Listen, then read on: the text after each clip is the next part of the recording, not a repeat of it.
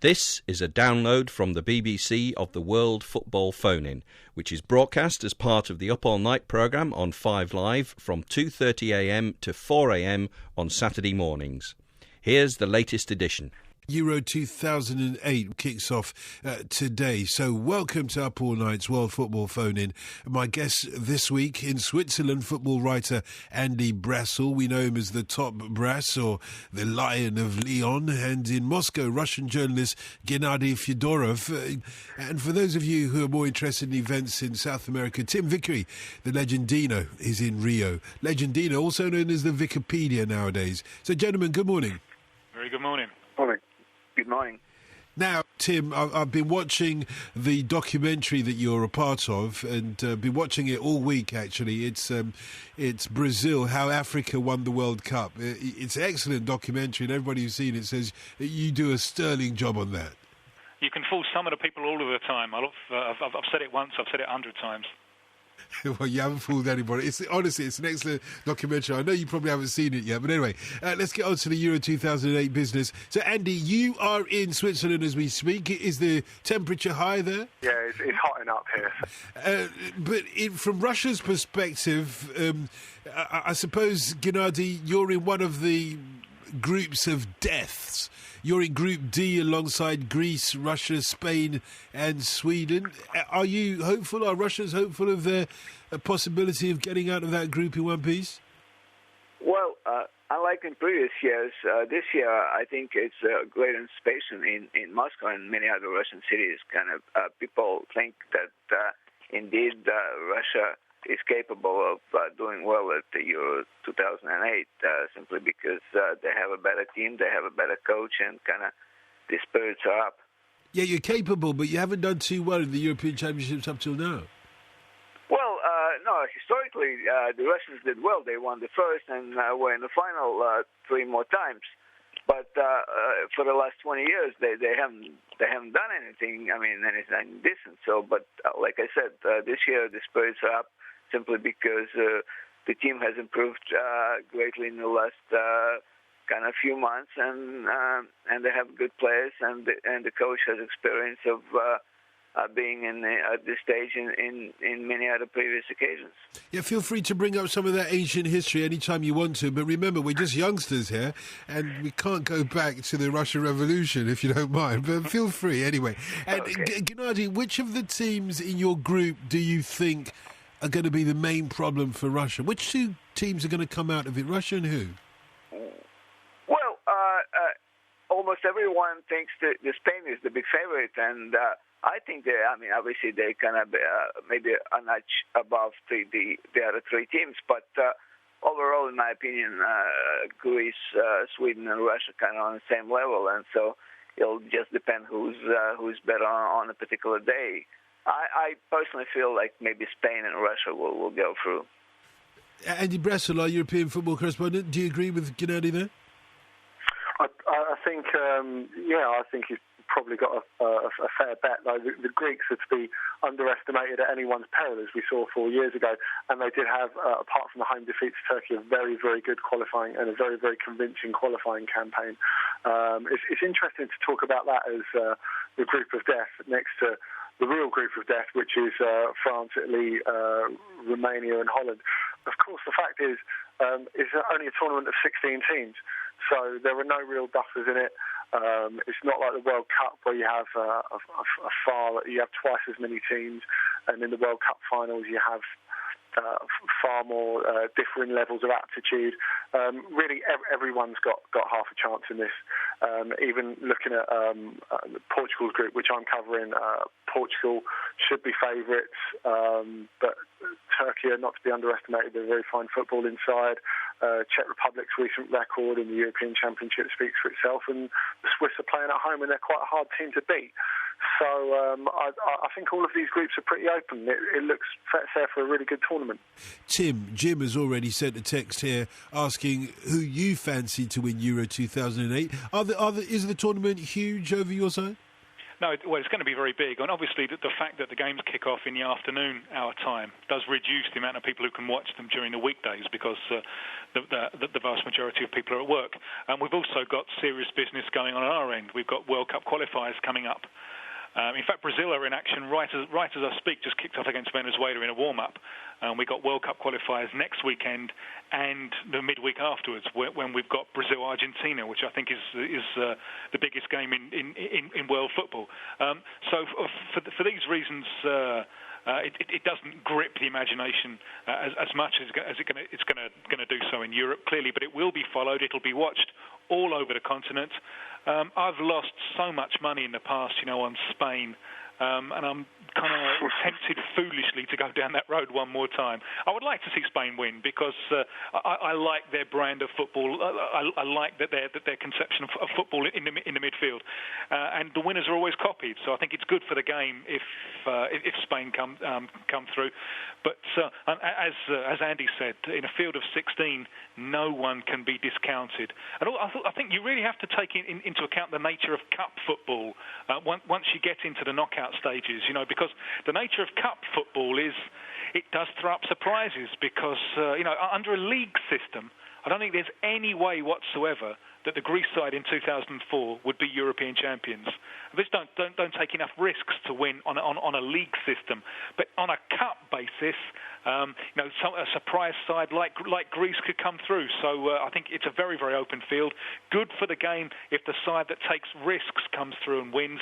And for that reason, I would love to see Spain come through. We're joined from Kansas by the big wheel, Sean Wheelock now. And Sean, from a North American perspective, from the Major League Soccer perspective, is there much interest from players playing in that league in the European Championships?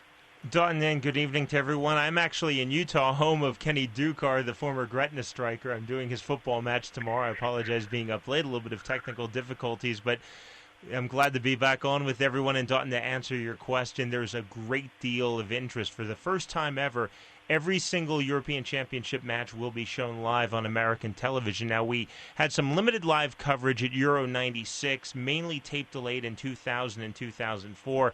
I vividly remember watching that great France-Italy final of Euro 2000 on tape delay, and they cut it down into a 2-hour window, which was really frustrating. Oh, by the way, France scored a golden goal and won the European Championships. Thanks for watching, everyone. But now all of the matches will be live on ESPN and the various ESPN channels, and I'm really excited. It's taken a while, but I think people are finally realizing, at least football people in my country, that after the World Cup, this just may be the most prestigious international competition in football.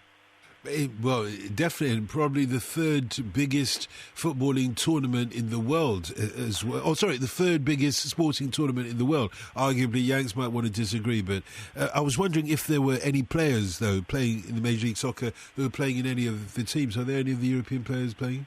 No, that's something that we have not seen, and it's a bit of a disappointment. Now, there would have been one, a certain number 23 for Los Angeles Galaxy. David Beckham, of course, had Los Angeles Galaxy where they would have released him, obviously, had England gone through into the European Championships. But it's happened in the past. Lothar Matthäus playing in Euro 2000 when he was with New York, but not this time, sadly. Still, though, there's a lot of attention, but it would be nice because certainly when you can say that we have players in Major League Soccer that are competing in Euro 2008, it's really, I think, a nice accomplishment for the league. It hasn't worked out this way right now, and a lot of that, too, has to do with the current focus of Major League Soccer, and Tim Vickery knows this all too well in South America.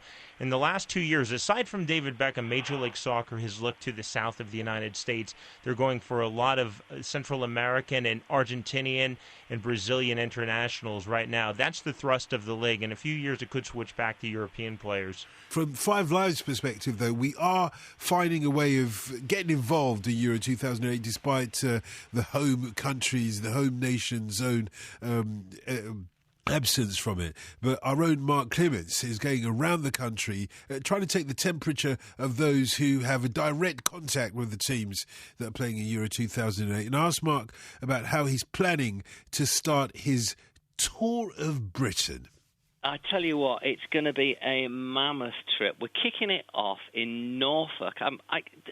Some things just strike out at you, and immediately I had no idea that 50,000 Portuguese had migrated into Norfolk, into Thetford and East Dereham over the last decade. Incredible. They work in agriculture, they work in the food industry. And I'm told the streets of Thetford, there are little Portuguese cafes and bars and restaurants springing up. So we're going to go and watch with them. And then off we go from there on. We're going down to Richmond on Sunday to watch. That's Richmond in Surrey with the Germans. Then we're going up to Bedford to watch with the Italians on Monday, and then onwards up the country. Greeks in Birmingham on Tuesday, Turks in Newcastle on Wednesday, Poles in Edinburgh on Thursday, Aberdeen with the Dutch on Friday. So it's quite a schlep, I tell you. It's a unique tour of Britain, though. I mean, nobody's ever done Britain by immigrant before, have they? How nicely you put that. I don't know. And I mean, listen, it's a big disappointment, isn't it, for the home nations that there's no representation. There's no doubt about that. But at the end of the day, we've got hugely multicultural nation. We've got 300,000 French, we've got 300,000 Germans, 120,000 Spanish, 50,000 Swedes. I could go on and on and on. And I find it quite interesting that some of the nations dissipate and sort of just have little pockets here and there, or don't really have any sort of sense of community. But others, obviously like the Portuguese that I've mentioned, stick together to form these communities. So I think you're probably right. I don't think anybody has ever done this before. But it's going to be great because we went out during the World Cup in 2006 and we took one of the BBC's big screens, and that was more of a kind of roadshow where we were encouraging people to come to us. But this time we're going to go to actual community events and actually go and be part of what's going on in those particular areas. So I'm looking forward to it. And can we, the listener, get involved too? Because I know one of my French friends called me earlier on Friday and basically said that, I see you're not going to be busy for the next couple of weeks. Boom, boom. Well, talking of me, you mean? No, he was talking about us because England aren't in it. Oh, I see what you're... Sorry, he was taking a mickey. Yeah, well, too right. And it's awful. Do you know what? I didn't really realise until you start. Obviously, you swap and things before you go out and stuff. This is the third biggest sporting event in the world. The World Cup, the Olympic Games, and then the Euros come. There's going to be 200 countries watching this. There's going to be, they reckon there could be an audience of 8 billion people. And England are not going to be involved. Scotland, Northern Ireland went close as well. Wales, obviously, no involvement from the home nations. So, no, I mean... too right. I mean, that is a grave major disappointment, isn't it? So I suppose we can attach ourselves to the teams of our neighbours. I grew up in North London, which was pretty much a Greek Cypriot, or Greek and Turkish Cypriot area, but... I could attach myself to their national team. I think you could. I mean, there could be various ways people to do this. I guess people are going to look out for the players that play for their clubs, aren't they? And obviously, let's not forget as well that we haven't got any Englishmen playing, but we've got 43 Premier League players out there from the top end of the Ronaldos. We're all obviously going to see how he does, and the Torres and the Fabregases. But, as well...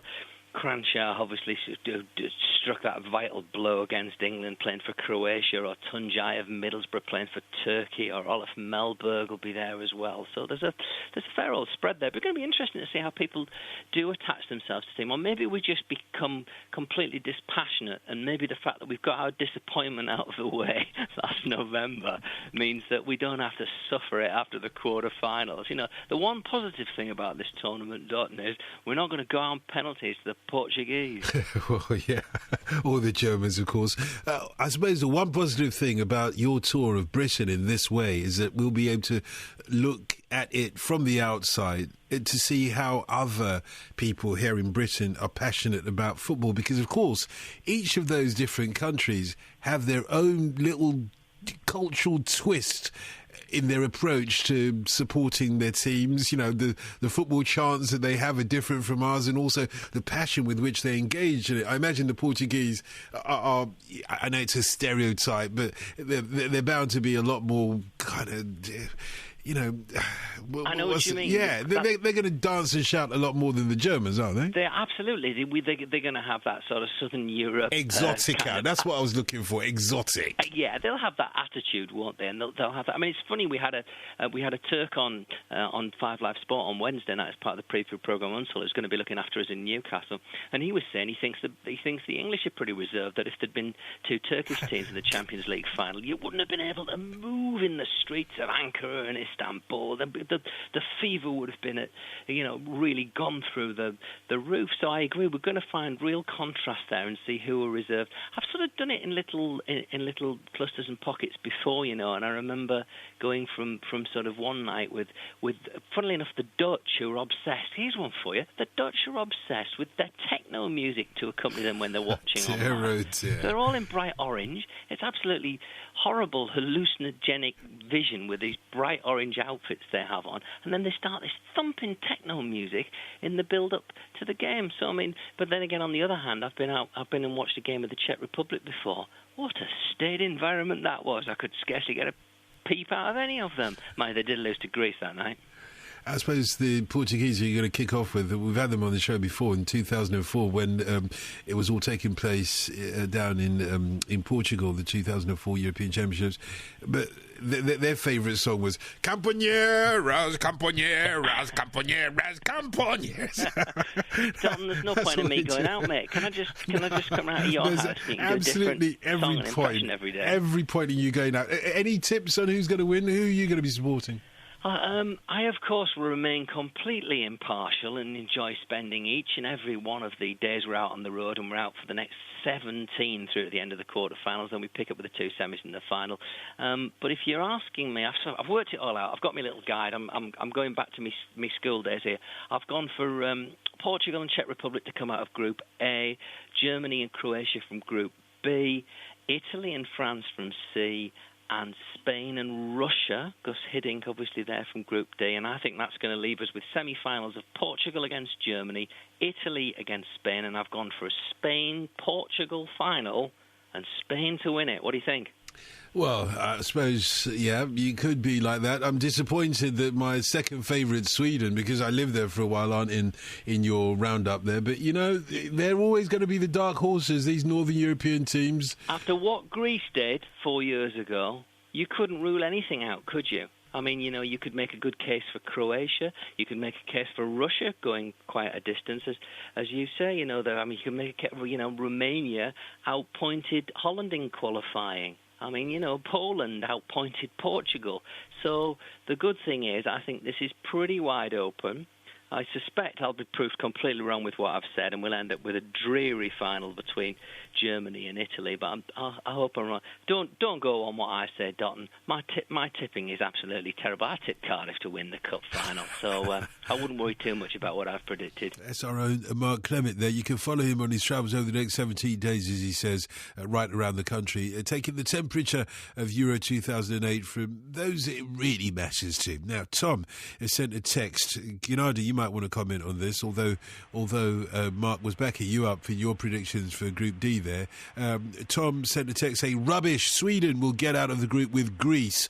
Sweden beat Spain in qualifying group 2-0, and Spain always bottle it at big tournaments. So you're not going to make it out of the qualifiers then? Well, we shall see. I mean, that's why everybody has an opinion, and but I have to say, in Russia, people are, again, kind of pretty excited, especially the gentleman said, the Gus Hiddink is coaching this team, and he instilled a tremendous spirit and confidence in the young team he has, and mainly because of him. I mean, Russia is different, and he said that whatever happens, they will play the attractive attacking game, and if they have to go down, they will go down fighting and not going to put 10 men behind the ball and going to be playing a defensive game, and so that's why people kind of feel they have a chance. Of course, in one sense, the group stages are perhaps even more interesting than the knockout stages, as Tim was alluding to. Cleo in Aldershot, good morning. Good morning, gentlemen.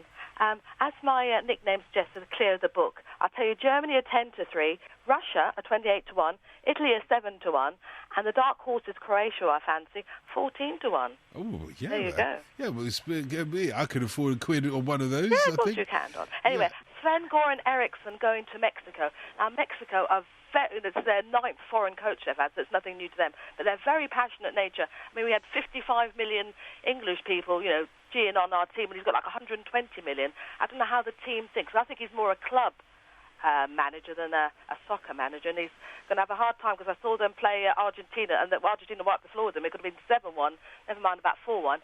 And for Sean, last year he tipped me Josie Altador, and I read on the internet he's going to Villarreal for a record $10 million. And for Tim, poor old Boca got knocked out of the Libertadores. So Fluminense and Liga Deportiva University, LDU, are in the final. But a lot of people know an Ecuador player called Alberto Spencer, who had Jamaican heritage. He is still the top Libertadores goal scorer, never been beaten. And what does he think of that? Okay, let's take Sean then, Tim. If I can talk about both Josie Altador, I'm feeling pretty smug about things. I said Freddie Adu's probably not as good as everyone says. I said that 3 years ago. Well, Freddie Adu's not as good as everyone says. I said this kid Josie Altador is somebody to watch. Josie Altador, that's right, Cleo was spot on, going to the Spanish side Villarreal. His contract has been announced. He's leaving New York Red Bulls, leaving Major League Soccer, 18 years old, doesn't turn 19 until the fall in November. He is going to be really, really good. I think Josie Altador can emerge as a A-level goal scorer in international football. And I think after Spain, I think you very well could see him in the Premiership. But it's a nice fit right now. I think Spanish football will do well for Josie Altador. In terms of Sven-Göran Eriksson, Don, if you remember, right after the World Cup, we talked on this very program about Sven-Göran Eriksson being given a job offer by the Reggae Boys. $6 million a year was the offer to go and become manager of Jamaica. Sven-Göran Eriksson turned that down, but the lures of CONCACAF back to Sven-Göran Eriksson going to Mexico, I think this is an outstanding hire for the Mexican Football Federation. Whatever our listeners think about Sven-Göran Eriksson, the job he did at Man City, the job he did with England, this is exactly what Mexico needs. So often with Mexico, they have a tendency to look at what club is this footballer playing for. Sometimes they overlook young players. There is a lot of politics, I think more so than even in a country like Brazil, with who is called into the national side. Sven-Göran Eriksson, I don't believe, is going to have any of that. I think he's going to have a huge turnover of this squad. It's exactly what they need. For years, Mexico banked themselves on the reputation that they were the strongest football power in this hemisphere outside of Brazil and Argentina. Well, guess what? Since this decade began, they've been bypassed and strongly bypassed by my country, the United States.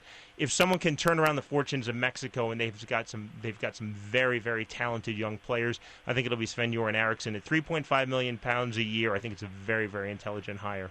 Tim, very quickly, answer. Alberto Spencer, Jamaican father of Ecuador. He was the top goal scorer of the Libertadores, playing especially for Peñarol of Uruguay in the 1960s. And I think his record will probably stay forever because these days anyone that good is rapidly snapped up by European clubs. This is one of the reasons that we're having a final in the Libertadores between LDU of Ecuador and Fluminense of Brazil, two sides who've never reached the final before. That doesn't happen in Europe, where the best teams tend to consolidate the prizes amongst themselves. In South America, there's more fluidity, more unpredictability because the best players are constantly going. So even the biggest teams are in a constant stage of transition. We'll have more time to talk about this game in the future. But LDU of Ecuador are a very interesting side, and they do try to attack. But they're through to the final after drawing their last 4 games, and they lost the one before that. So they're in the final with a chance of being champions of their continent, and they haven't won not a single one of their last 5 games in the campaign. Imran in Bradford, good morning. Good morning, Don. How you doing? I'm very well, mate. Go ahead. What's your question? Yeah, just about Cristiano Ronaldo, Don. I think it's fully understandable as to why he wants to go play for Madrid. And if there's a possibility where AC Milan might come in, then you'd have to be stupid not to go there. Because, what, from Man United? Absolutely, Don, because they're the bigger football clubs. If you look at the history in Europe, I know AC Milan are in the UEFA Cup this season, but they'll never ever struggle to get a top football player there.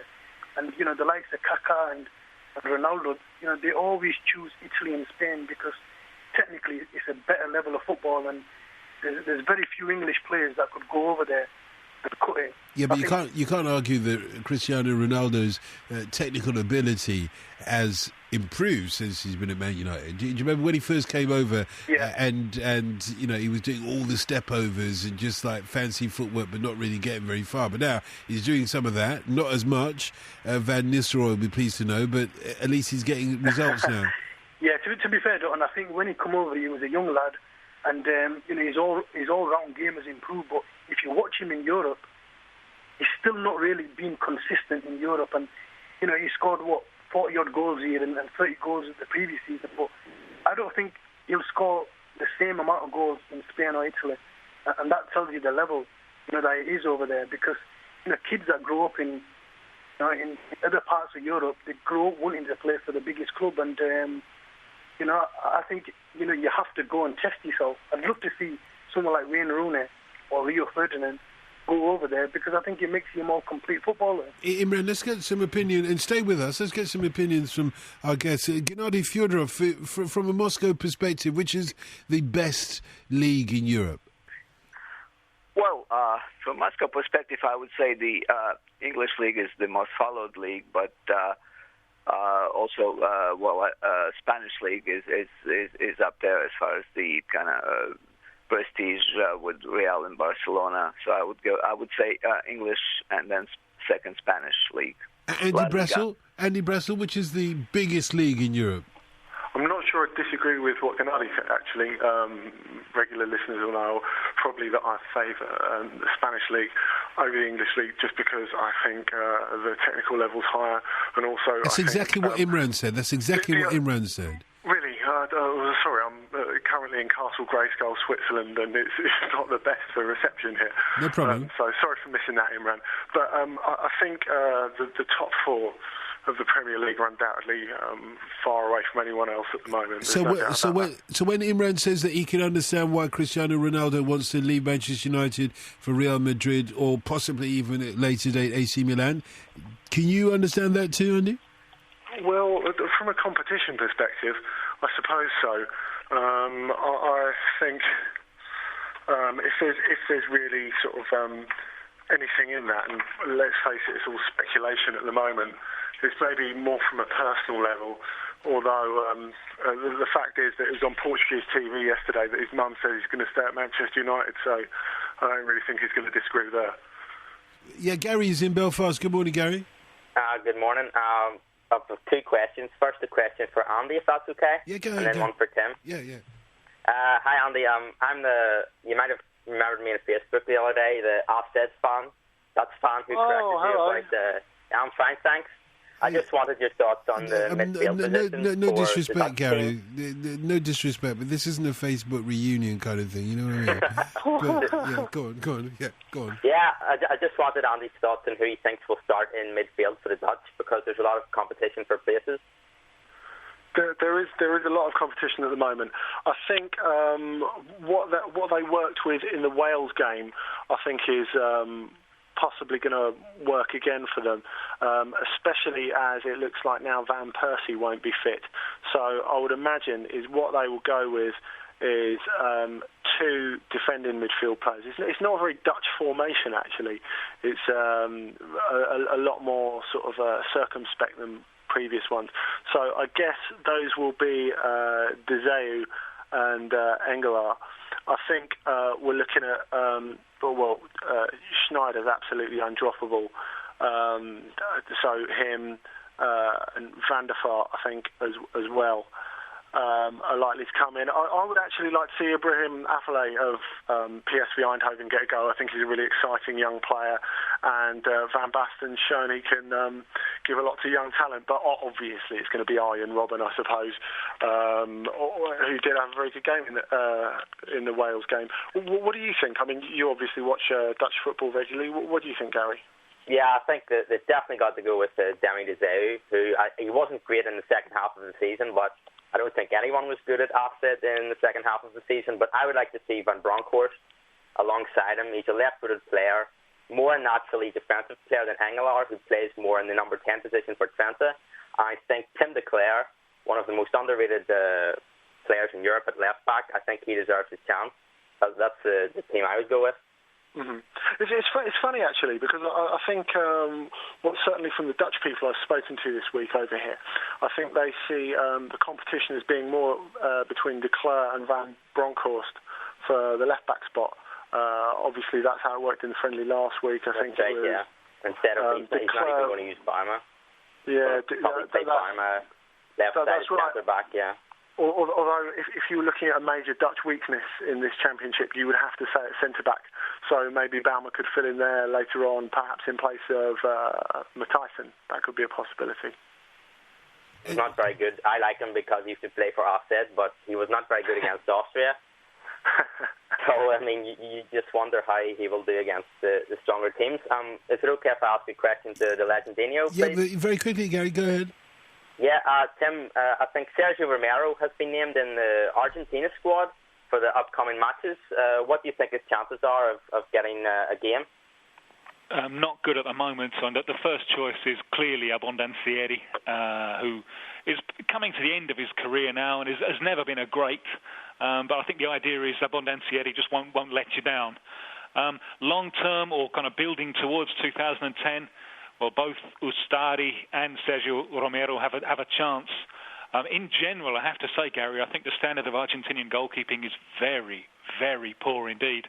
And the reason that we haven't got an Argentinian club in the final of the Libertadores, I think a lot of that is down to the goalkeeping. I know Boca had the reserve keeper Migliori in for the semi-final against Fluminense, but he was awful, just made a terrible, terrible blunder.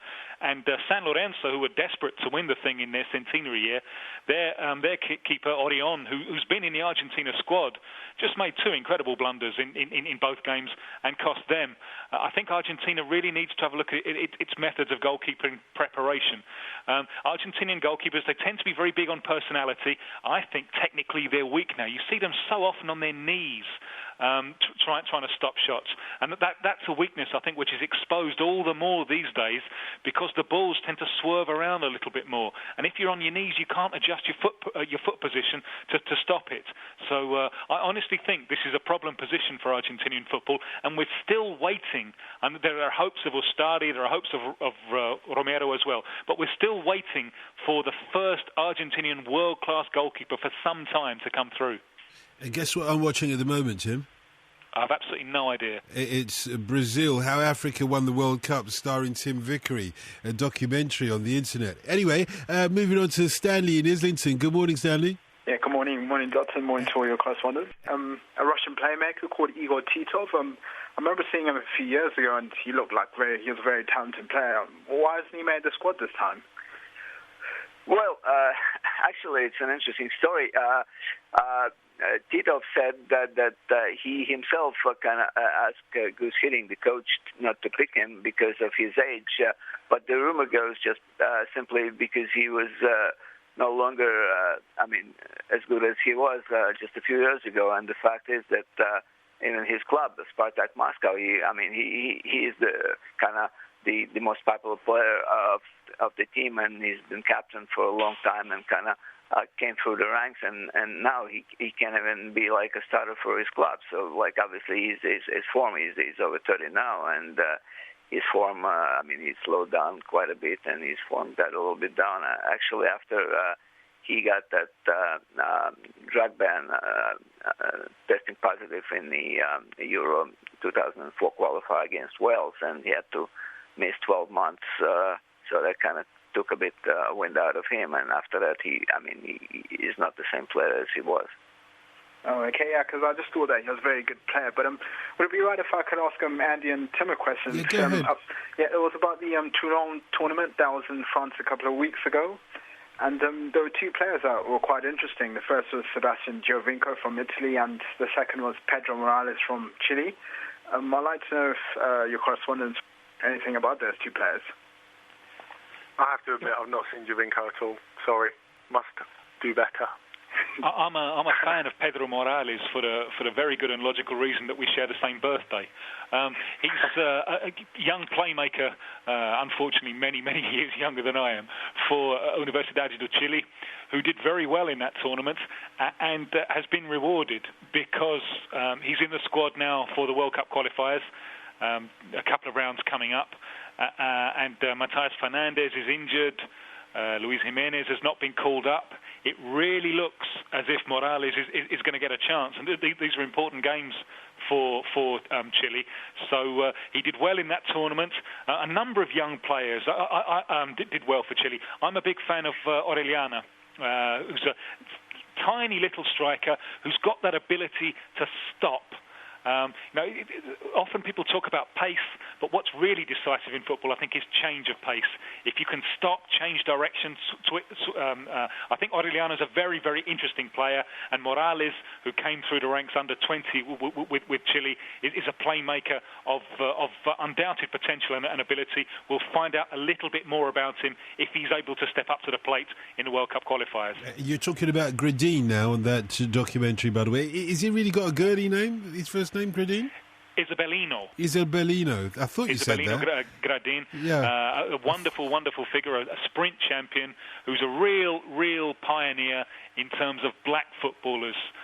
Played for Uruguay, was top scorer in the first Copa America way back in 1916. Their first opponents were Chile, who launched an official protest that Uruguay were picking Africans rather than South Americans. So Gradin's a pioneer. All of the great black players that we see in world football today, Isabellino Gradin is the man who really got the ball rolling for them. We've got Ravin in London with us. Good morning, Ravin. Good morning, gentlemen. I've got a question for Tim and Sean, actually. Yeah, go ahead. Well, for Tim especially, as a fellow Spurs fan, Tim, how do you feel about the signing of Tottenham of Giovanni Dos Santos, and where do you actually see him fitting into the Tottenham team and maybe replacing? That's the first question. And I'm absolutely delighted. Absolutely delighted. In fact, I'm thinking of throwing up my job and going home just to watch him every week. Really? This is someone who is being branded a failure at Barcelona because he's 19 and he's only ever scored one hat-trick for the Barcelona first team. Bring me those kind of failures. That's the kind of failure I want to see. Someone who can score a hat-trick for Barcelona before he's 20. And I saw him at nearly 3 years ago now at the World Under-17 Cup in Peru when he was really the main man, making the bullets for others to fire when Mexico won the championship, but they beat Brazil 3-0 in the final.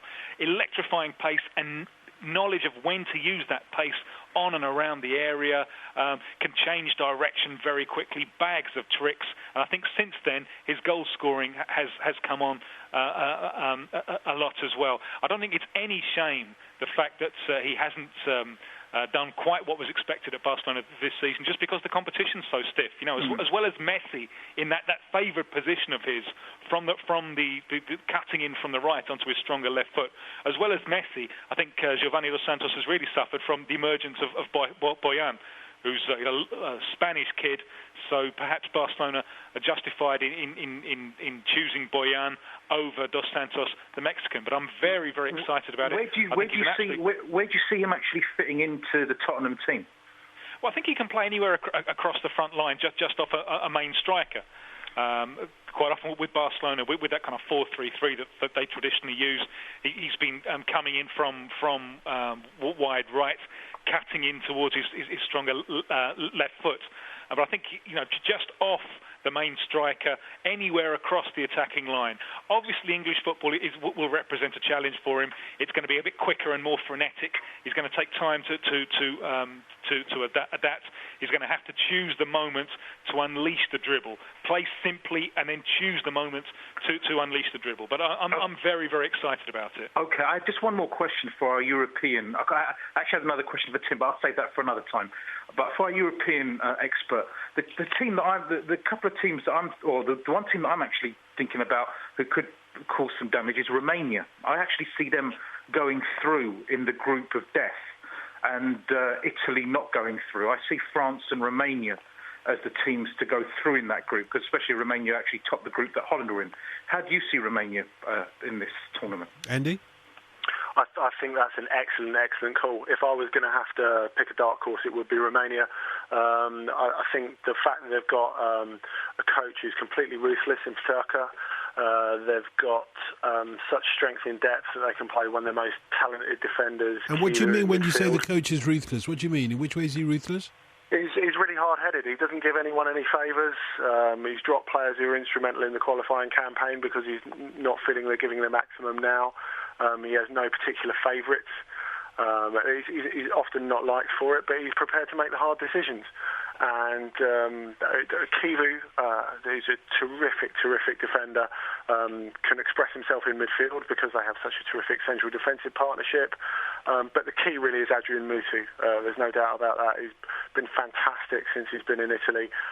Player of the season last season for Fiorentina, and another 20-odd goals this season, plus numerous assists. He's the man to watch. He's really in his prime, and I think he could be a good outside bet for the tournament top scorer, as I said. So, yeah, I'd completely agree with that. Yeah, Raven, thanks very much. Dan in Finsbury Park, good morning. Morning, Dutton. Morning, everyone. I'd like to ask Sean a question about if he heard Chris Waddle's comments during the USA-England game, which I missed, Sean. I was hoping he'd be there, about the fact that the USA have never produced any world-class players who can beat people with skill. What he thought about that? No, you know what? I wasn't aware of Chris Waddle's comments. I was actually in Spain doing a fight. I so desperately wanted to come over, but it just didn't work out for me. So as my consolation prize, I got to go to Spain, which was quite all right. But my heart was obviously at Wembley Stadium for that match, even though the U.S., I think, got pretty well thumped 2-0 by England in that. It doesn't surprise me that Waddle would say that. If you're talking about footballers with skill that can beat people, I don't know that I fully buy into that. I'm really a big fan of Landon Donovan. It's a shame because Landon Donovan, had he been fit and he strained his groin muscle on the left side on the eve of that match, he would have received his 100th cap. Now, he would have been the fourth youngest footballer to reach the century at the age of 26 years, 2 months. I think Landon Donovan is somebody that Chris Waddle should probably take a look at on that statement.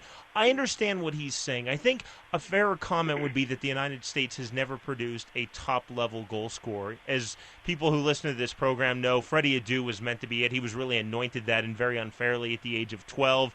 It's continued. Freddie Adu is turning into a nice footballer. He's settling in as a fixture for the U.S. squad, but he's not going to be a goal scorer really at any level at club or at country. He's just not that type of player. Donovan can score. He's already America's all-time leading goal scorer, but so often he will play in the midfield or is a withdrawn striker. He's not an out-and-out striker. He scores more for country than for club, although he is top of the table right now in Major League Soccer. But he started the year actually. Ruud Gullit was playing LA Galaxy in a 4-3-3, and he was playing on one flank up top, and Beckham was then on the other flank. Donovan on the left, Beckham on the right.